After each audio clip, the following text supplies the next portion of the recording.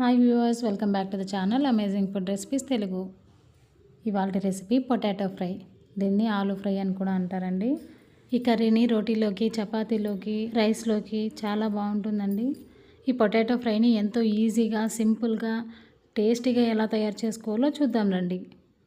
ముందుగా నేనైతే ఒక 3 పొటాటోస్ తీసుకొని బాగా వాష్ చేసుకున్నానండి. చూడండి, ఇలా ఒక పొటాటోని 4గా కట్ చేసి పెట్టుకున్నాను.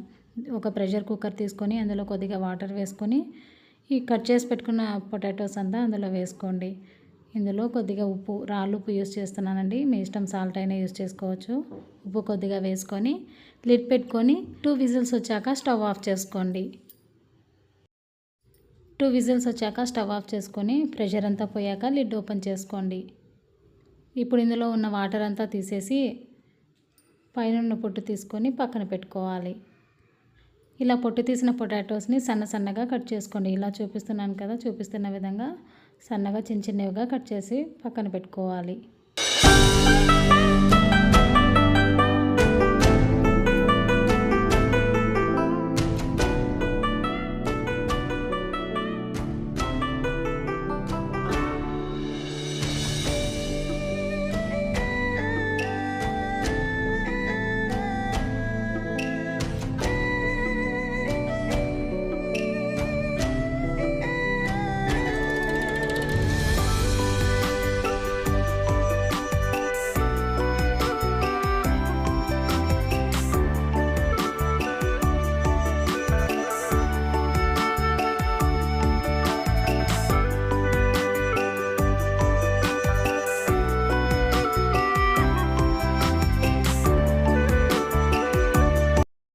చూస్తున్నారు కదా, ఇలా కట్ చేసి పక్కన పెట్టుకొని ఇప్పుడు స్టవ్ ఆన్ చేసుకొని ఒక ప్యాన్ పెట్టుకొని ప్యాన్ కొద్దిగా హీట్ అయ్యాక కొద్దిగా ఆయిల్ వేసుకోండి.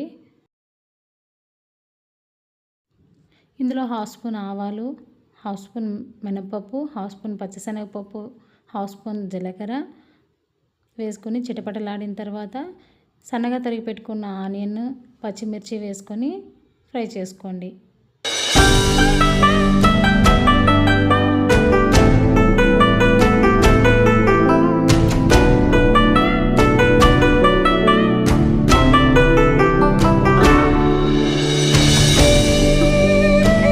ఆనియన్ కొద్దిగా ఫ్రై అయ్యాక కరివేపాకు రెబ్బలు వేసుకొని ఫ్రై చేసుకోవాలి.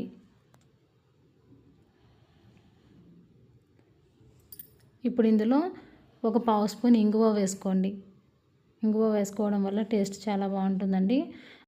అలాగే 1/2 స్పూన్ అల్లం వెల్లుల్లి పేస్ట్, 1/2 స్పూన్ పసుపు వేసుకొని ఫ్రై చేసుకోవాలి. లో ఫ్లేమ్లో పెట్టుకొని ఫ్రై చేసుకోండి. ఇప్పుడు ఇందులో రుచికి సరిపడా ఉప్పు వేసుకొని ఫ్రై చేసుకోవాలి. ఇప్పుడు ఇందులో బాయిల్ చేసి సన్నగా కట్ చేసి పెట్టుకున్న పొటాటోని వేసుకొని బాగా మిక్స్ చేసుకోవాలి.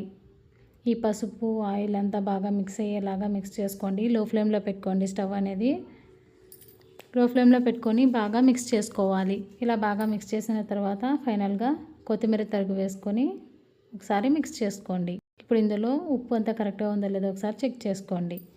అంతేనండి, పొటాటో ఫ్రై రెడీ అయిపోయింది. ఏ హడావిడి లేకుండా వంట తెలియని వాళ్ళు కూడా ఎంతో ఈజీగా, టేస్టీగా చేసుకోవచ్చండి. ఒకసారి మీరు ట్రై చేసి చూడండి. ఈ రెసిపీ కానీ మీకు నచ్చినట్లయితే please like and subscribe my channel. ఇలాంటి మరిన్ని రెసిపీస్ కోసం పక్కనే ఉన్న బెల్ ఐకాన్ని క్లిక్ చేయండి. Thank you.